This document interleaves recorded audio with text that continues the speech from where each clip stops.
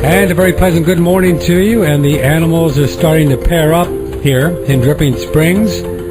That's right, because wow, we've had a lot of rain.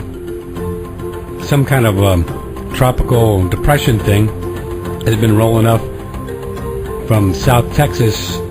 It began, I believe, Thursday. We got about 3 inches of rain, and then 5 inches yesterday. We are about an hour west of Austin, Texas. Heard on the news this morning, the Austin station, where there were anywhere from 7 or 6 to 12 inches in Austin yesterday, this tropical thingy. And they're certainly starting to pair up in the Austin area. We love rain out here in the Texas Hill Country because, one, rainwater collection, have a creek, and so our motto is just bring it on, baby. Just bring it on. Sometimes the angels bring on more than what you can deal with, but so far so good. This is a perfect situation where you want to have more rainwater capacity than you need.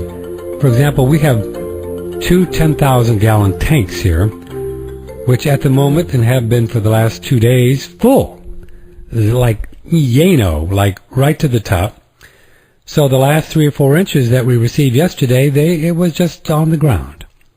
So this is a perfect example when they talk about rainwater collection. It's really about capacity. Because here in Texas and other places, it can not rain for 6 months sometimes. Of course, with 20,000 and being single, and even if our whole family of 3 could easily deal with that. But you always want to have more in the bank, I guess. Not a greedy thing, but it's always just good to prepare for the worst and hope for the best. And if I were, if I had an extra $5 or $6 grand, which would have cost, I'd go ahead and get another one today. If I had once, $5 grand sitting around not doing anything. So it is about capacity and our capacity to hold the water when it comes, because it just doesn't all come when we want it sometimes. Tomorrow, Dr. John Apsley, he is a very interesting man. We're going to talk about cancer and his cancer cures and some of the wild things that he does in the way of health. That'll be tomorrow. And then we do a special show on 9/11 on September 10th, replacing Open Phone Friday, Andrew Goss and the Real World of Money. This morning, one of our favorite guests, because he's just always a ball of fire and great fun, even in the morning in Olympia, Washington, where it's 7 o'clock. And he just had his breakfast, so he's ready to go. And we'll say good morning to Clif High, halfpasthuman.com. Mr. High, good morning.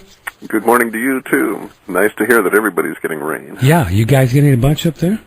Yeah, unexpectedly, quite the winter-style rain, what we call sleeping rain here when it comes in at night. It's so irregular in terms of striking the roof that it doesn't form a pattern and keep you awake. Thus the sleepy rain.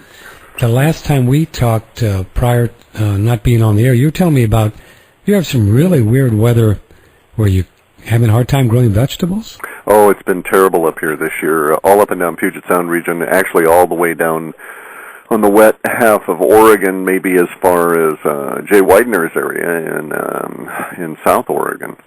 The weather, we went from September of last year until early July of this year, basically in a winter mode, where we had over this year what should have been spring, 57 days of record-setting below-average temperatures and rain. And so we had no tomato crop even in the greenhouse. The air was so mold-laden and it was continuously damp that basically all we did was blow air over vegetables that refused to thrive. Really? So, yeah, it was not a good year for that, yeah. Uh-huh. Are you on rainwater up where you are? No, I'm on a well. Uh-huh. We've got so much groundwater here that after a little while the ground refuses to accept the rain, and then you've got real issues. Yeah. I've been in touch with an interesting website called testttherain.com.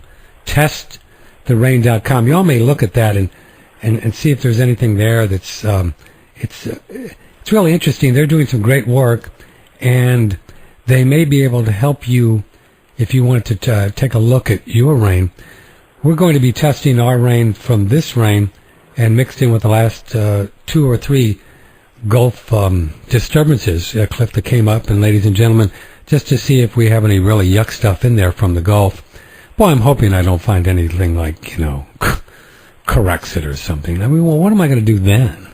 Well, I would even be more concerned, I don't know about your area, but around here I'd be more concerned about whatever it is they put in the chemtrails. That was one of the reasons for me going to the trouble of building the dome for growing food, was that it kept whatever that stuff is off of the food supply. Do we know what's in those chemtrails? Do you know, or does anybody know? I've read vast quantities of literature about them. There's nothing definitive because, well, yes, we know. We don't have an official answer because the officialdom refuses to acknowledge that they're doing it. But it's not good stuff. So, no matter if you're collecting rainwater for direct consumption, I would certainly test it for all of the heavy metals as well as, right. Fibers and all this other stuff, simply because it's coming down through the chemtrails. Chemtrails are an odd phenomenon in the sense that the rationale that I read in the patents, one of the patents, for instance, suggested, there's over 400 patents, by the way, that relate to chemtrail kind of technology. And one of them suggested that, if we put X number of particulate matter this high up in the atmosphere, it'll shed 2% of the terrible heat and prevent all that nasty global warming that we're so scared of. Yeah. Okay, so the issue, though, is that all of these patents, out of the 400 patents, perhaps 2/3 or greater, are dependent upon the particulate matter being so small and so high in the air that basically it never comes down. Or its cycling process to coming down to Earth might be on the order of 7 to 10 months. Well, that's not the case with whatever they're doing with chemtrails. You can actually, from my perspective here, since I'm at an oblique enough angle frequently to the spraying over Puget Sound, I can watch the stuff be sprayed at a height of maybe 10,000, 15,000 feet, and then gradually work its way down. And, of course, it gets below the clouds rain, and there you go. There you go. Yeah, I've done several very elaborate, a couple $100. I don't know how elaborate that is. It was $200 worth of elaboration.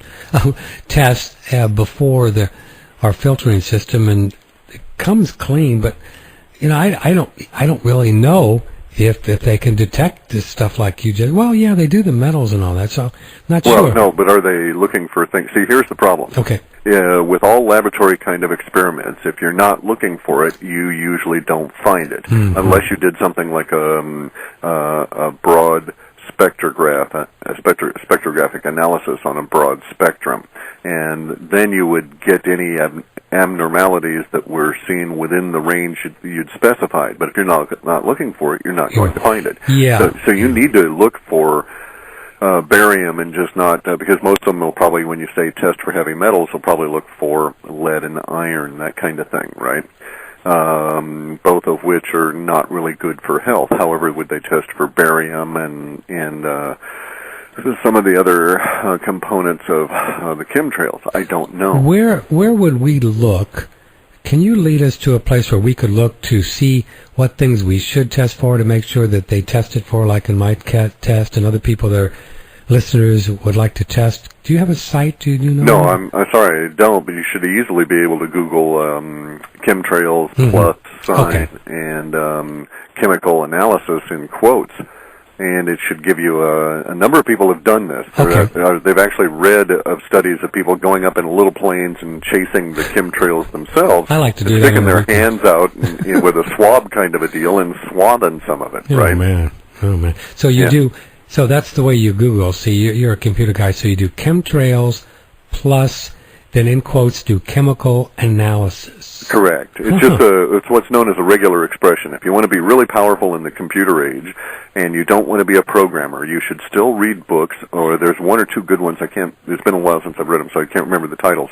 But on regular expression. Regular expression. Okay, this is a specific computer term, and it applies to all search engines, and it will make you a search god. There's no question. I want to be one of those. You could in fact craft any. You want a specific answer to a question, it's no good getting back 5.6 million pages on a particular question, right? That you may ask. Right. So you want to zero in on the answer you want. So what you really need to do is to be able to craft an expression that includes all these modifiers, like the plus sign, minus sign, and a few of the others. That allow you to do substitution. So, I want to learn that. Yeah, it's actually quite fascinating. Of course, you've got your computer there. You can play around with Google and test and explore all you want. But as regular expressions are at the core of all of the search algorithms in all of the search engines, as well as many other places. Anywhere there's a search function, you can plop in a regular expression, and a regular expression, like in this case, the quotes means keep these two words together. I only want to see stuff where these two words are absolutely together. Chemical analysis. Correct. And what does a plus mean? Join this into a conjunction. So this word plus whatever you find following it. And if you wanted to get really tricky, you'd put them all in parentheses, and you could have a bunch of them all strung together, and it gets quite complex, but you needn't go that far. Usually, in fact, it's not required in order to get very specific answers. But when working up at Microsoft, the people that got the most street cred, so to speak, were those guys that could plop a regular expression into a broad-based search engine like Google and come back with 1 or 2 pages. Wow. So maybe we could even Google regular expression in Google and tell you how to do it. And have at it. There's plenty of places that, and by the way, that'll lead you right through, and you've got basically the core of how to program Perl. Perl? Yeah. What's Perl? Perl is lots of little parentheses. Perl is the language that is at the core of PPDs and some of these other PHP and some of these other languages that you'll see when you do things in forums and these kind of places. I see. It actually aids, and it's at the Perl is really, I think, probably 40% at least of the workhorse of the Internet. So about 40% of the time in dealing with an interactive page, bringing you back some kind of data, splashing up ads, any of this kind of stuff. About 40% of the time, at least, you're dealing with a Perl script somewhere. I see. Clif High is with us, and here's our phone number, so please come in and join us, 888-663-6386. Question or comment for Clif High, Half Past Human, and our email, patrick@oneradionetwork.com. We already have some emails that we're going to get to that you've emailed before the show. Clif, we get new listeners all the time, people around the world. So I just meet you at a bar, and we're having a beer, and I say, Clif, what do you do for a living? And the guy's not the CIA or anything. Well, that's the first thing that I have to determine. You trust me. Who's asking? Yeah, you're going to trust me, and you're going to tell me, and you're going to explain. Basically, yeah. I'm going to say, well, I'm a frustrated boat bum that can never get out on the water because the universe keeps throwing too much work at me. I see. I like that. But basically what I do is I've got this theory that everybody is psychic, and that we leak out all of our psychic information in odd little ways, but one of the ways that we leak out the psychic information is in the choice of words we use in standard, ordinary, everyday conversations. Because basically the way that human mind works, there's no real reason for us to wander outside of our normal lexicon in any given conversation. And most of the conversations we have day after day after day after day are relatively routine and not worth remembering.